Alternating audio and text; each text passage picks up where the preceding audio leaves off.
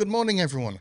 I've been meaning to talk about the WWDC and iOS18 and Apple Intelligence things for a good few days now, but I've been so busy with other things that I thought, you know what? It's Friday morning. It's a little bit quieter in the office because some people are working from home.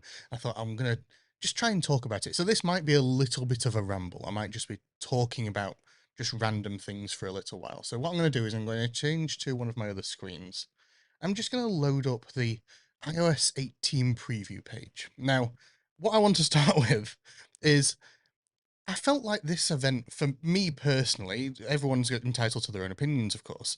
I felt like this for me was Apple finally gets it. And what I mean by this is if I just scroll down through this web page, for example, we've got things like artificial intelligence, which people have been integrating into devices. I mean, even just with Windows, for example, we've got Microsoft Copilot being introduced and integrated throughout the system.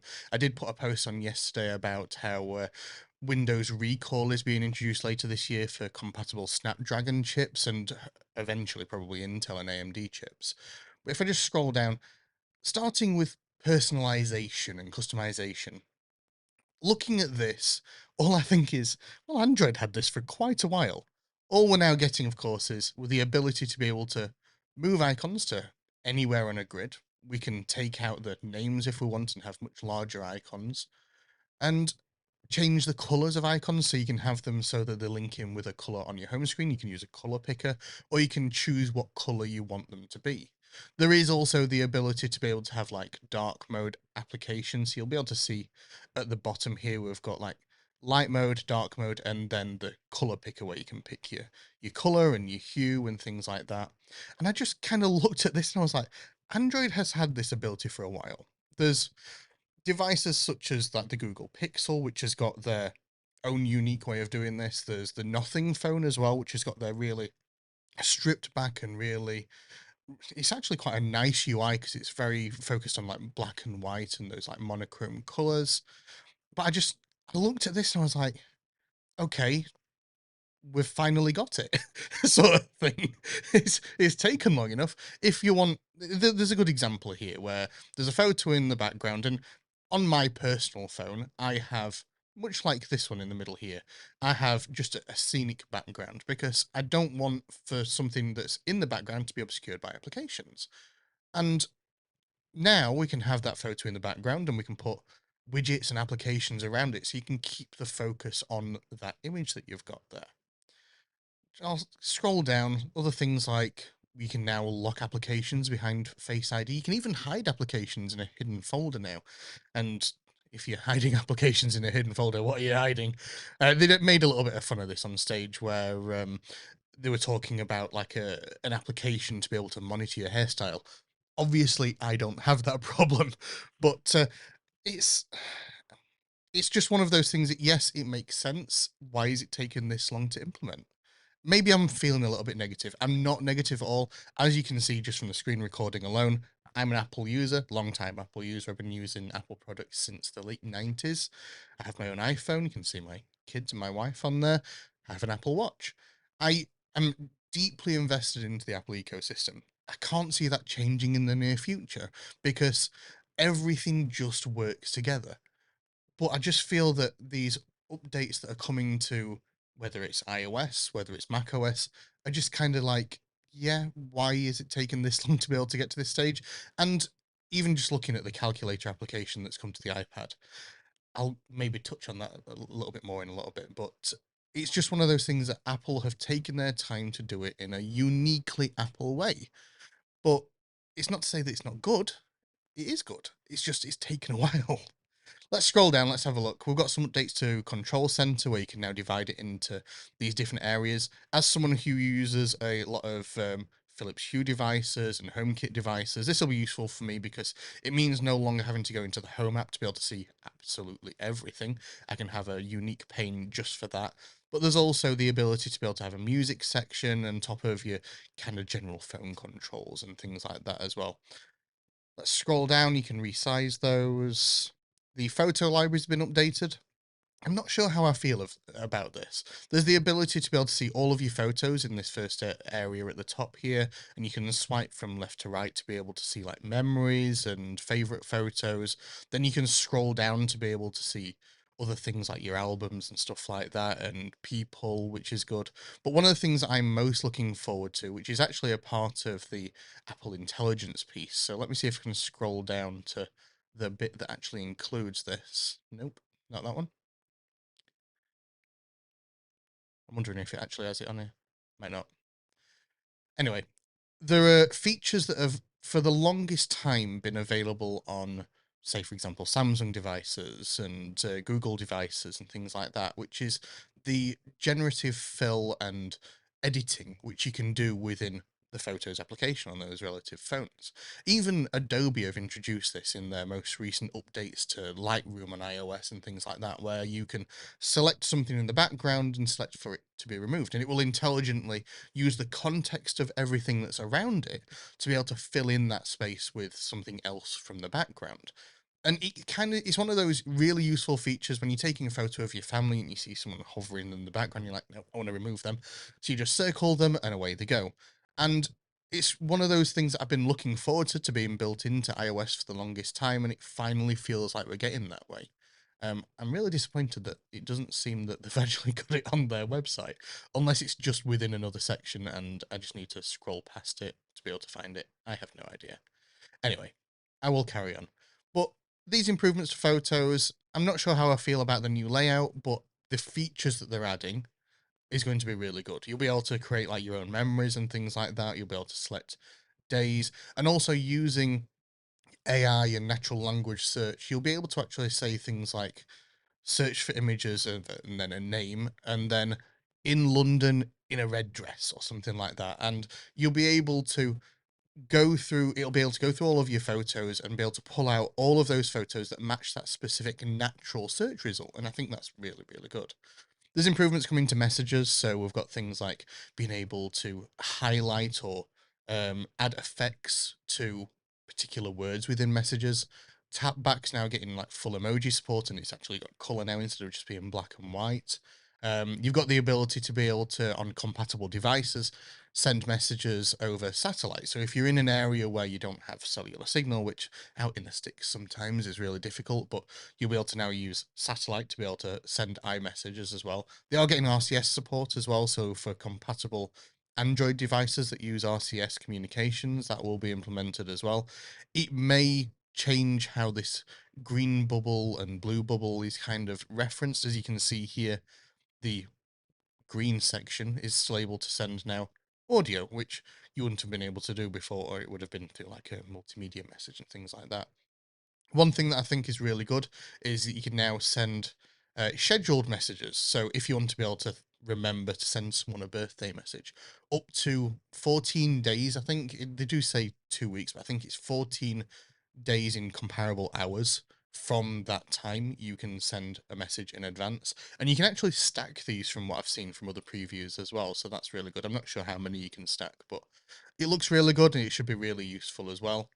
Mail's getting the new ability natively to be able to sort into different categories as well.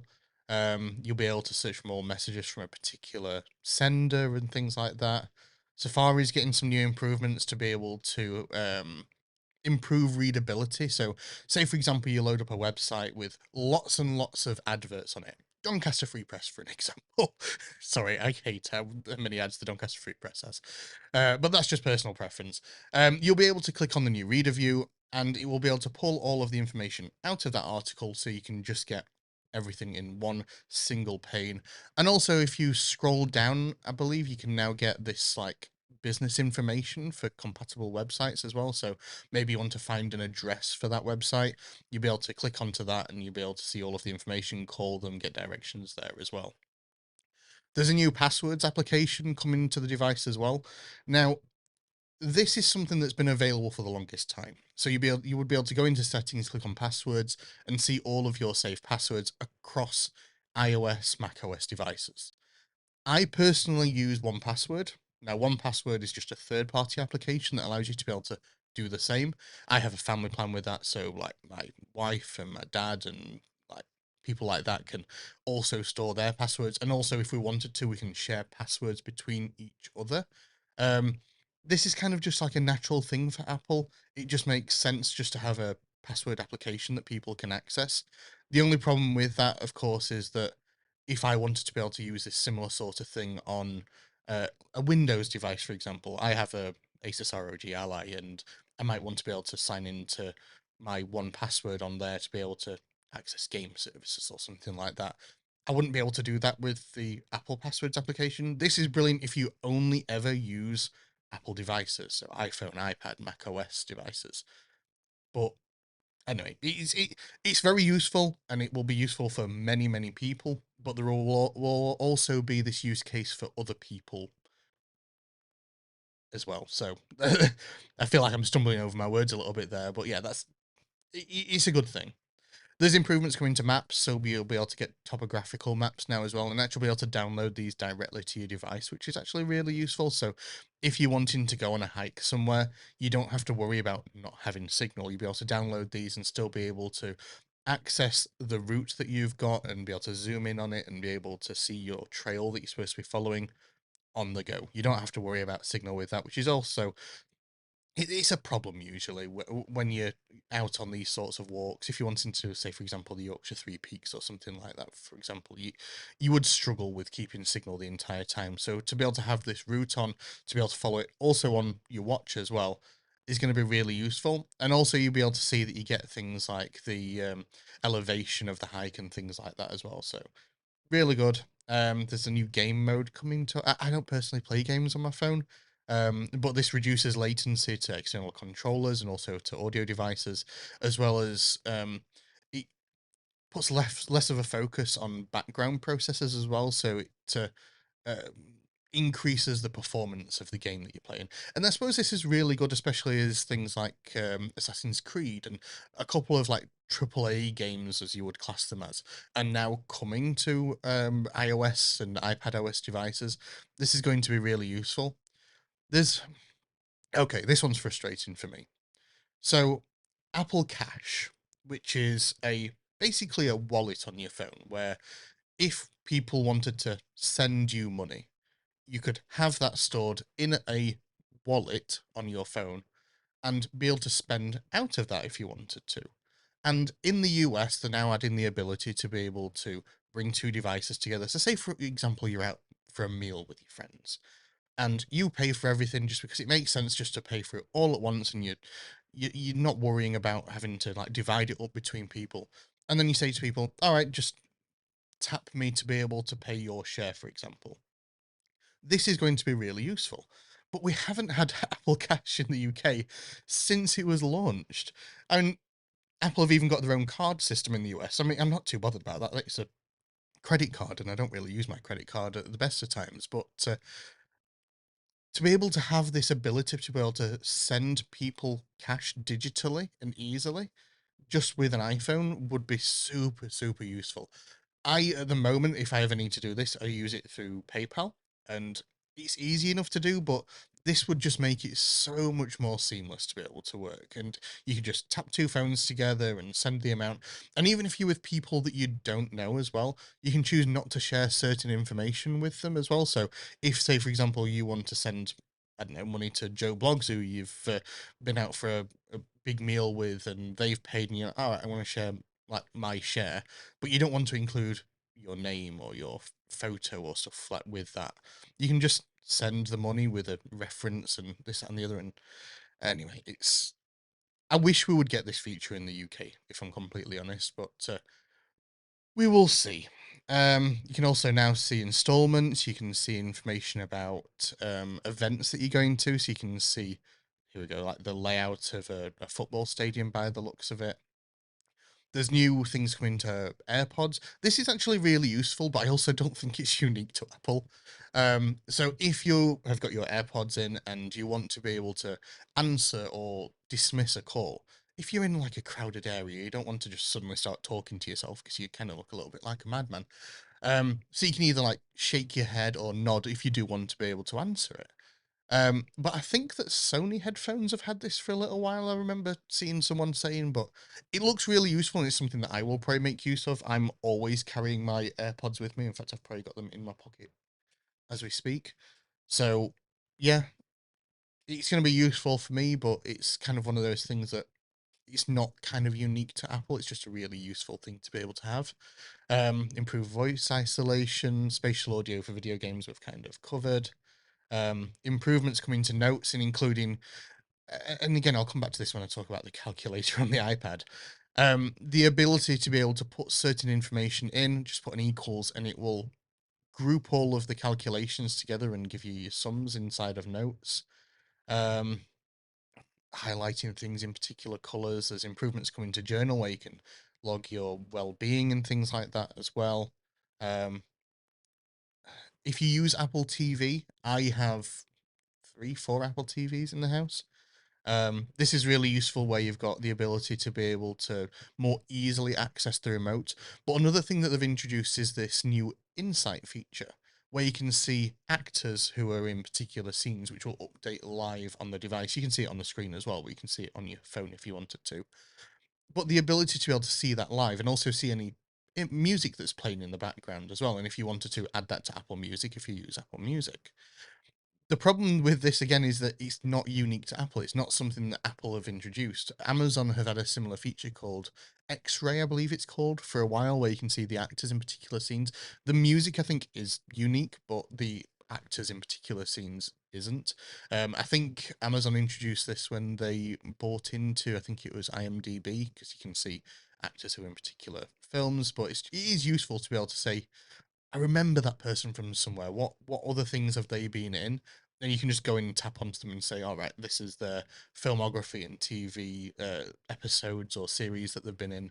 But yeah, it's useful. Looking forward to it. Improvements to Apple Home, um, improvements to privacy and security, which is always good with Apple devices, and also the ability to be able to limit what applications can access within your like home network and devices and things like that as well, which is going to be really useful. And then, of course, like I said, so much more. There's improvements coming to Apple Fitness. There's improvements coming to SharePlay. Even the ability on iPad to be able to share your screen with someone and allow them to be able to control it, which is really good for an IT support and even family IT support. If you're a tech person within your family, you'll know what this is like. You'll have someone phoning you and saying, "How do you do this?" It's like, yeah, okay, it'd probably be easier if I just showed you. I will quickly move on to the iPadOS preview because this is really, really interesting in terms of the calculator app. I know that sounds a little bit weird, but for the longest time, the iPad has not had a native calculator. And yes, it could just be as simple as, oh, we're going to make the calculator bigger and give you all of the scientific calculator symbols and this, that, and the other. But Apple have done something quite unique with it. And they've introduced something called Math Notes. Math Notes will allow you to actually write out equations, which if I had this in school, this would have been super useful. But it allows you to be able to write out equations, and when you write the equal sign, it will give you the result, but also in a version of your handwriting. And you can also create things like graphs from it as well. And if there are variables, you can actually slide the variables like left and right to be able to see how it would alter a graph. Super, super, super useful. And yeah, this is going to be brilliant for people who are studying and things like that. I say I wish I had this when I was in school, which was a while ago now, but I'll skim past that. Of course, we've got the same sort of customization coming to the iPad. This kind of shows you a better way to be able to lay out the icons and when you've got more space, but also how you can link in that color with like background colors. I'm not sure what I think of this. I say it's something that I will probably try. I might like the dark mode icons, but I'm not sure I'll go switching the colors. And also, I don't think anyone has yet commented on how it will be supported by third-party applications. So if I was to go into my phone at the moment, let me load up my phone. So on my screen, I've got things like the LinkedIn app, Facebook, I've got Starbucks, Amazon, Audible, and things like that. How will those applications be supported. Will those have their own dark mode? Will the applications have to implement that? Or will iOS automatically apply a grading to these applications? And if so, will brands be okay with that? I have no idea. If it's not supported by third party applications, I'm probably just not going to use it, and I'm probably just going to use the stock color applications as I always have done. Although I do like the idea of them being bigger without the words underneath. I know what an application is just by looking at it. I know what the Starbucks application looks like. I know what the Amazon application looks like. I don't really need a word to tell me this is the Amazon app. So yeah, I do quite like the idea of the larger applications.